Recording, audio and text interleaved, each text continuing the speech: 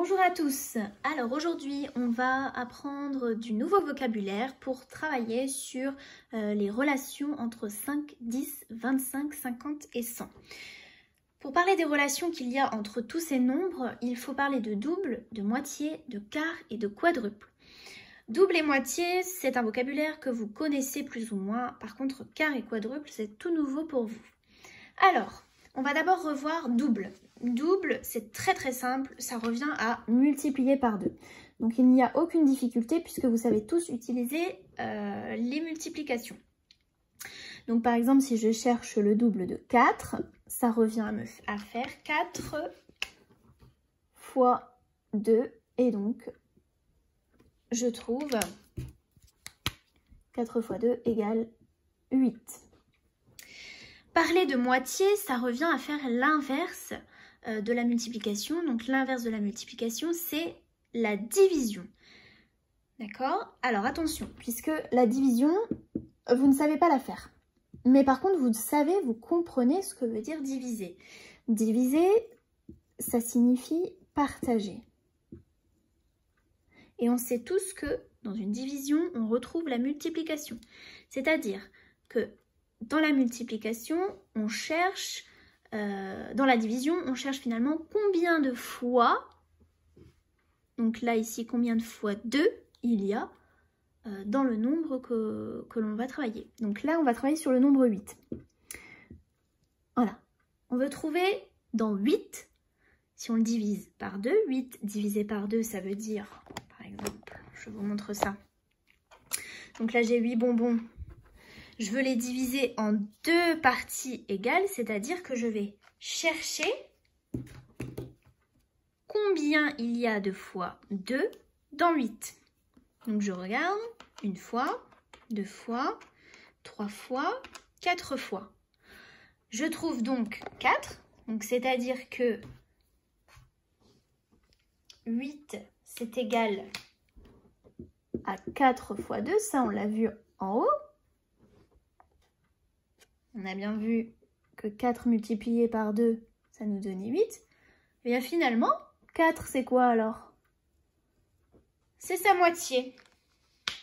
Et la moitié, quand on la multiplie par 2, ça nous donne le double. Donc la moitié, c'est l'inverse du double. C'est la petite part que l'on a au début. Si on la multiplie par 2, ça nous donne le double.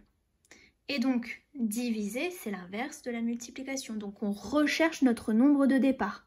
Donc là, pour une moitié, on divisera toujours par 2. Donc finalement, on cherchera toujours combien il y a de fois 2 dans le nombre que l'on nous donne. Si par exemple, je vous fais un autre exemple.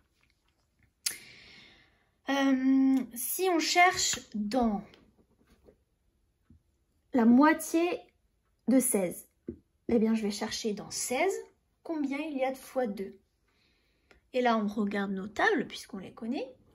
Et on sait que c'est 8 fois 2. Donc la moitié de 16, c'est 8. J'espère que c'est bien compris. De toute façon, ne vous inquiétez pas. On le reverra en classe, que ce soit sur la fin de l'année ou l'année prochaine. Ensuite, le quart. Alors là, ça se complique un tout petit peu. Le quart, ça revient cette fois à non pas diviser par 2, mais à diviser par 4. Parce que dans quart, on entend 4.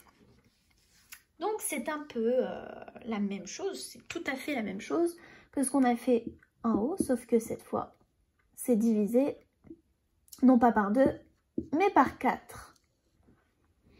Donc quand on cherche le quart, on cherche en fait une partie du paquet de bonbons. Donc une partie, c'est-à-dire on a divisé le paquet de bonbons en 4 parties. Là, c'est ce qu'on avait fait, on avait cherché. Donc là, on a bien 4 parties égales. Et en fait, le quart, c'est juste ça. C'est une partie. Les autres, on les oublie. Ça c'est le quart du paquet. Donc finalement, on va le diviser par 4 et on va chercher la petite partie qui est là. Donc par exemple, si je prends toujours mon chiffre de départ, 8 divisé par 4, ça revient à dire combien il y a de fois 4 dans 8. Eh bien, je cherche dans la table des 4, je connais, c'est 2. Donc là, le quart de 8, c'est 2. C'est bon pour vous? Et le quadruple alors? On entend encore 4. Eh bien là, c'est multiplié par 4. Donc là, rien de compliqué. Là, c'est très très simple puisque vous savez utiliser les multiplications. J'ai juste à multiplier par 4. Donc là, si je prends 8, eh bien je fais 8 fois 4. Et 8 fois 4, ça fait combien? 8 fois 4, 32. Voilà. Donc, le quadruple de 8, c'est 32. C'est mon 8 que j'ai multiplié par 4. C'est bon pour vous?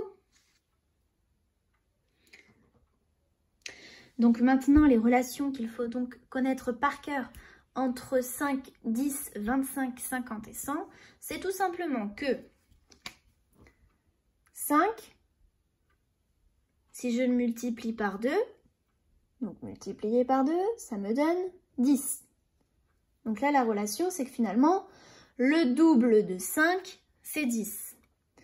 Par contre, 10, si on le divise par 2, c'est également, ça nous donne 5, puisqu'on cherche combien de fois 2 il y a dans 10, et on trouve 5. Donc, la moitié de 10, c'est 5. Ensuite, une autre relation. 25 et 50. La moitié de 50, c'est 25. C'est-à-dire que 50, on l'a divisé par 2. Si vous le faites sur la calculatrice, vous tomberez sur 25. Ensuite, du coup, finalement, le double de 25, c'est 50. Le quart, eh bien là, je vous le dis, le quart de 100, c'est 25. C'est-à-dire que 25, si on le multiplie par 4, ça me donne 100. Donc son quart, c'est 25. Et donc le quadruple, tout simplement si je prends 25 et que je le multiplie par 4, on a dit ça faisait 100. Donc ça c'est mon quadruple. Puisque là 100, on l'a divisé par 4 et ça donne... Donc je vais changer ici parce que sinon ça va être un petit peu bizarre. Si je le divise par 4, ça me donne 25. Ça c'est le quart de 100. Vous allez donc maintenant pouvoir vous exercer donc, sur 4 exercices. Donc le premier, complète avec double, quart et moitié. Eh bien c'est ce que je vous ai dit juste avant. Donc 50 est le de 25. Eh bien vous recherchez dans ce que je viens de vous dire juste avant. Est-ce que c'est le double? Est-ce que c'est le quart? Ou est-ce que c'est la moitié de 25? Pareil pour 25, elle a de 50. 50 est la de 100, 25 est le de 100. Il y a quelque chose qui vous aide. Les déterminants. Le, la, le. Ça vous aide pour savoir le double, le quart, la moitié. Donc je vous laisse faire. Ensuite, ce deuxième exercice, c'est tout simplement un exercice qui sera plutôt un exercice de logique. Donc on a dit qu'on travaillait sur les relations entre 5, 10, 25, 50 et 100. Ah, je vous aide un petit peu. 5, 10, 50 et 100. Je pense qu'il manque des petits nombres ici et ici. Ensuite, tout simplement, regardez ce que fait le lapin. 5 plus 5, c'est-à-dire qu'il prend le nombre qui est ici, donc le chiffre, et il l'additionne à celui qui est ici. 5 plus 5, ça va nous donner... Je vous donne la réponse pour le premier. Alors, je prends un crayon de papier. Voilà. 5 plus 5, ça fait 10. On a dit qu'on travaillait sur 5, 10, 50 et 100. 5, je pense qu'il manque 10 ici. 10 plus 5, ça fait 15. Et ainsi de suite. Et on continue, et on complète son tableau. Et normalement, on doit retrouver les chiffres qu'il y a déjà, les nombres qu'il y a déjà à l'intérieur du tableau. Ensuite, l'exercice suivant. Complète avec 5, 10, 25 ou 50. Eh bien, je regarde ce qu'on me dit. 5 plus 5 plus 5 plus 5 plus 5, c'est égal à quelque chose fois 5 qui est égal à 25. Tout simplement, 1, 2, 3, 4, 5. Ah, 5 fois. C'est quoi qu'on a multiplié 5 fois? C'est 5. Et 5 fois 5, ça fait 25. On continue ici. Attention de toujours bien regarder tout ce qu'il y a pour ne pas écrire de bêtises. Alors, 25 plus 25, ok.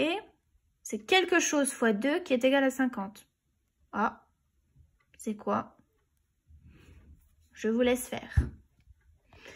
Et le dernier exercice, complète pour obtenir 100. Eh bien, tout simplement, il va falloir compléter pour qu'à chaque fois, ça fasse 100. Souvenez-vous, relisez la leçon. Qu'est-ce qui est le double, la moitié, le quart ou le quadruple? D'accord? Allez, je vous laisse compléter.